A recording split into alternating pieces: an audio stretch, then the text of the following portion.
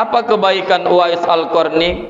Mungkin kita semua sudah tahu hadirin sidang jamaah bahwa salah satu kebaikan Uwais Al-Qarni adalah tatkala musim haji tiba, Uwais gendong emaknya menunaikan rukun Islam yang kelima dari Yaman ke Mekah. Jarak tempuh Yaman Mekah lebih kurang 1119 km jauhnya.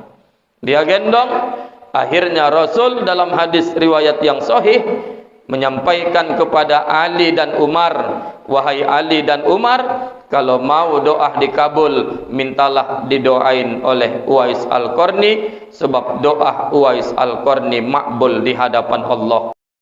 Asyhadu an la ilaha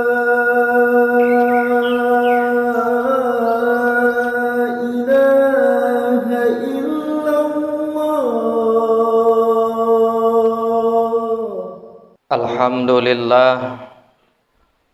Alhamdulillahilladzi khalaqal mauta wal hayata liyabluwakum ayyukum ahsanu amala.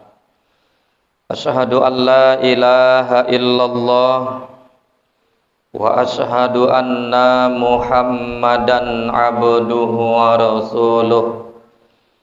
Allahumma salli ala sayyidina Muhammad wa ala alihi wa ashabihi ajma'in. Amma ba'd, faqala Allah ta'ala fil kitabihil karim, a'udzu billahi minasy syaithanir rajim. Bismillahirrahmanirrahim. Ya ayyuhalladzina amanu taqullaha haqqa tuqatih wa la tamutunna illa wa antum muslimun. Tsumma qala aidan fi ayatil ukhra, Bismillahirrahmanirrahim. Innaka mayyitun wa innahum mayyitun. Sadaqallahul azim. Quran surah At-Jumar ayat 30. Maha benar Allah dengan segala firman-Nya.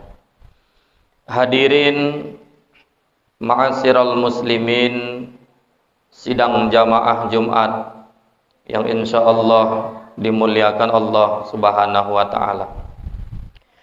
Melalui mimbar yang mulia ini, mari kembali kita panjatkan puji syukur kehadirat Allah Subhanahu wa taala. Melalui mimbar yang mulia ini, mari kita perbanyak mengucap salawat dan salam keharibaan junjungan kita Nabi besar Muhammad sallallahu alaihi wasallam. Mudah-mudahan dengan memperbanyak syukur sebagai tanda terima kasih kita kepada Allah, memperbanyak mengucap salawat dan salam, berharap syafaat dari baginda Muhammad Rasulullah kelak di yaumul kiamah, kita termasuk kepada hamba dan umat yang beruntung. Amin ya rabbal alamin. Yaumul kiamah, hadirin sidang jamaah, dijelaskan Allah di dalam Quran surah Asy-Syu'ara, di mana Allah Subhanahu wa taala berfirman, Bismillahirrahmanirrahim. Yauma la yanfa'u malu wala banun illa man atallaha biqalbin salim. Yang artinya pada hari itu tiada gunanya lagi harta dan anak kecuali siapa saja yang datang kepada Allah dengan hati yang selamat. Maka isi sisa hidup ini, hadirin sidang jamaah, untuk sentiasa mendekatkan diri kepada Allah Subhanahu wa taala. Kemudian izinkan khatib berwasiat Mari kita tingkatkan takwa sebenar takwa di hadapan Allah. Karena tiada bekal yang dapat kita bawa kelak menghadap Allah kecuali bekal takwa itu sendiri. Sehingga takwa ini dipandang penting hadirin sidang jamaah. Maka dia termasuk dalam rukun pelaksanaan khutbah. Setiap Jumat disampaikan oleh khatib mengajak kepada seluruh jamaah untuk meningkatkan takwa di dalam kehidupan. Maka hadirin sidang jamaah yang dimuliakan Allah, sebab takwa merupakan bekal yang akan kita bawa menghadap Allah, maka isilah sisa hidup dengan bertaqarrub illallah. Isilah sisa hidup dengan sentiasa berfastabiqul khairat, berlomba-lomba dalam melakukan kebaikan. Allah Subhanahu wa taala berfirman dalam Quran surah Al-Isra ayat yang ke-7, Bismillahirrahmanirrahim. In ahsantum ahsantum li anfusikum.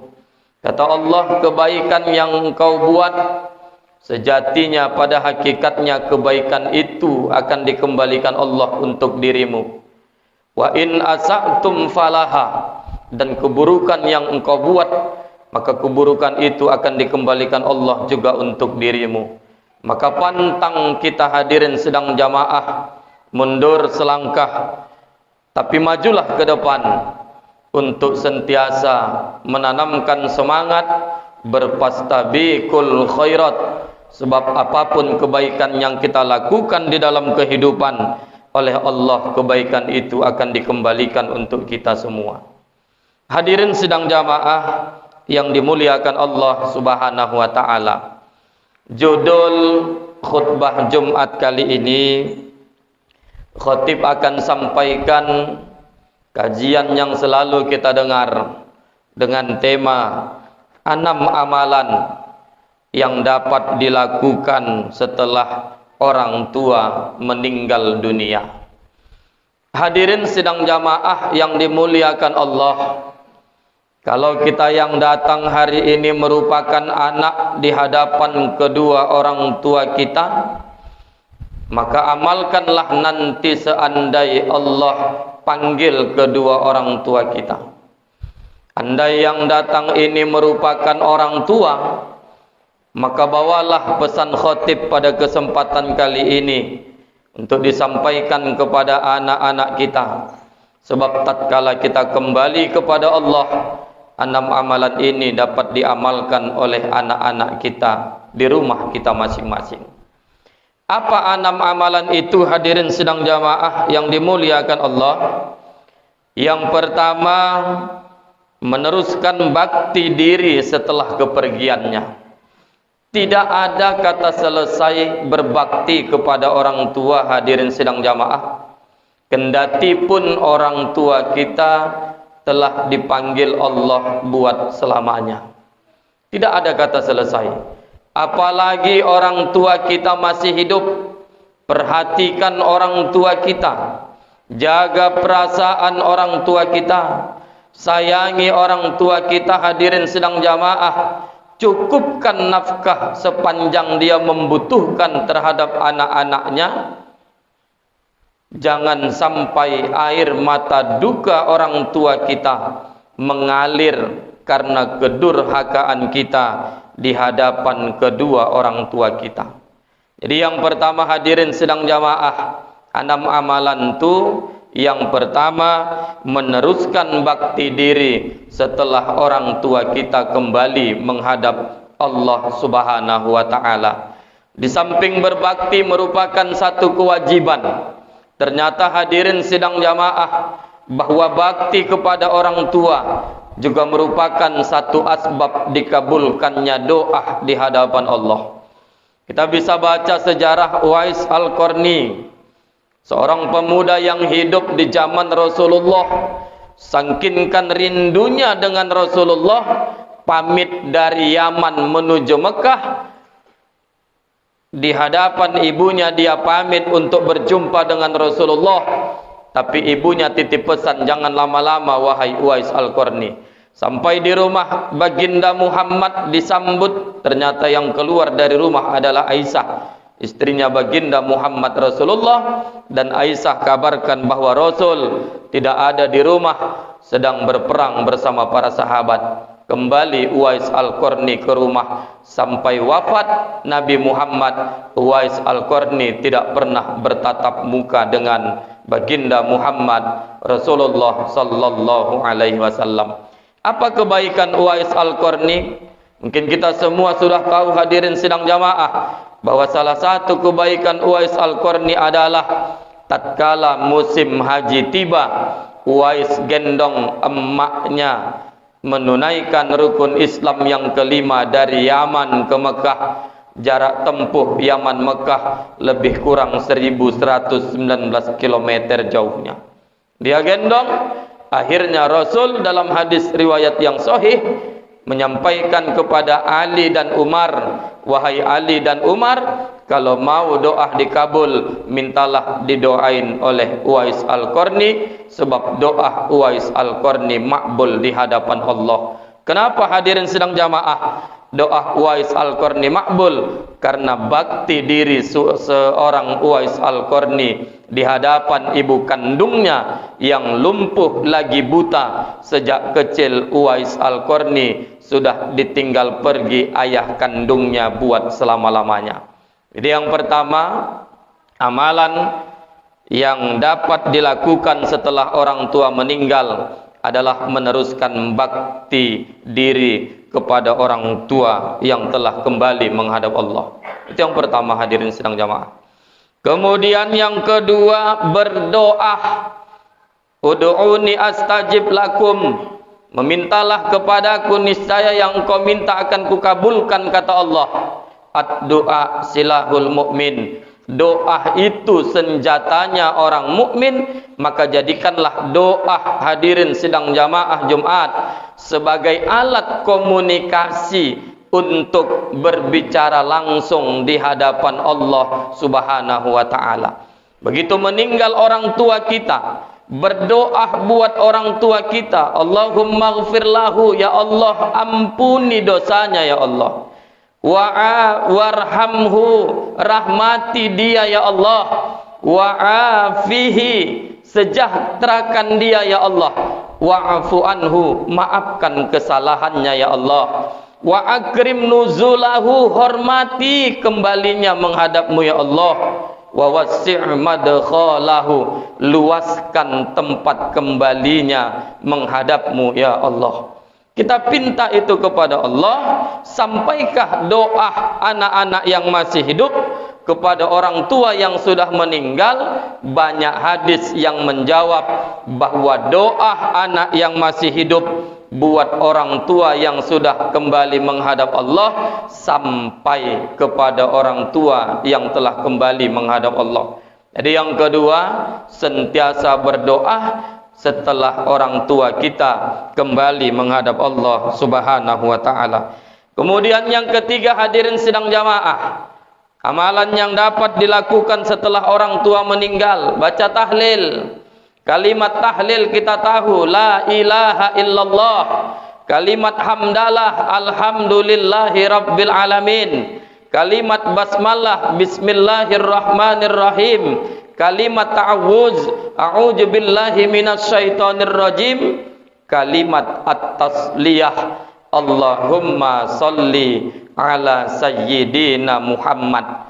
Kalimat tahlil, la ilaha illallah. Maka kata Rasul hadirin sidang jamaah, lakinu mautakum, bimbing dan ajari kamu orang yang mau mati. Qalu la ilaha illallah, berkata la ilaha illallah, dakhalal jannah, masuk ke dalam surga kata Allah. Jadi baca tahlil hadirin sidang jamaah. Kemudian yang keempat, baca Al-Quran. Imam Syafi'i katakan minimal khatam 1 kali. Tak bisa khatam, baca hatinya Quran Yasin. Tak bisa baca hatinya Quran, baca Ummul Quran. Al-Fatihah. Minimal itu yang kita baca setelah orang tua kita kembali kepada Allah Subhanahu wa taala. Kemudian yang kelima, ziarah ke makam.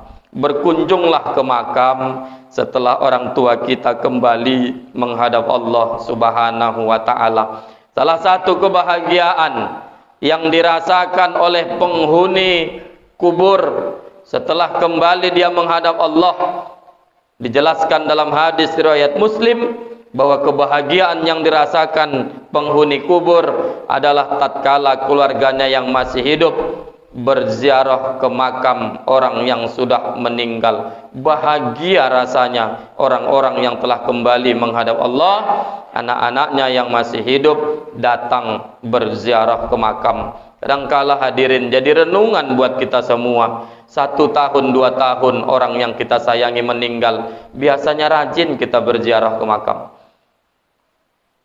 Udah 5, 6 tahun, 7 dan seterusnya, biasanya kita hanya berziarah ke makam. Tatkala 1 hari kita akan dihadapkan dengan masuknya bulan suci Ramadan, ziarahlah ke makam. Kemudian amalan yang terakhir, bersedekah atas nama orang tua yang telah kembali menghadap Allah. Ijamata banu Adam in qata'a a'maluhu illa min salas. Apabila mati anak Adam, putus amalnya kecuali 3 perkara. Satu di antara yang 3 itu adalah sedekahun jariyah. Bersedekahlah untuk orang-orang yang telah kembali menghadap Allah. Ada satu pintu sorga di antara pintu-pintu sorga yang lain. Yang paling besar nanti pintu sorga bernama As-Sakhaya. Ini pintu sorga yang hanya boleh dimasuki oleh orang-orang yang tatkala hidup di alam dunia rajin bersedekah. Demikian khutbah Jumat singkat yang dapat disampaikan pada kesempatan kali ini. Mudah-mudahan bermanfaat. Barakallahu li wa lakum fil Qur'anil azim wa nafa'ani wa iyyakum bima fihi minal ayati wadh-dzikril hakim wa taqabbala minna wa minkum tilawatahu innahu huwal ghafurur rahim. Alhamdulillahi ahad, Allahus samad, lam yalid wa lam yulad wa lam yakul lahu kufuwan ahad. Asyhadu an la ilaha illallah wa asyhadu anna Muhammadan abduhu wa rasuluh. Allahumma salli ala sayyidina Muhammad wa ala alihi wa ashabihi ajma'in. Amma ba'd. Faqala Allah ta'ala fil kitabihil karim. Bismillahirrahmanirrahim. Innallaha wa malaikatahu yusalluna 'alan nabi. Ya ayyuhalladzina amanu sallu 'alaihi wa sallimu taslima. Shadaqallahul azim. Warhamna ma'ahum birahmatika ya arhamar rahimin. Allahumma ghafir lil muslimina wal muslimat wal mu'minina wal mu'minat al ahya'i minhum wal amwat birahmatika ya arhamar rahimin. Walhamdulillahi rabbil alamin. Ibadallah, innallaha ya'muru bil adli wal ihsan wa ita'i dzil qurba wa yanha 'anil fahsya'i wal munkari wal baghi ya'izukum la'allakum tadhakkarun. Fadhkurullahal 'azima yadhkurkum washkuruhu 'ala ni'amihi yazidkum wa la dzikrullahi akbar. Aqimus shalah.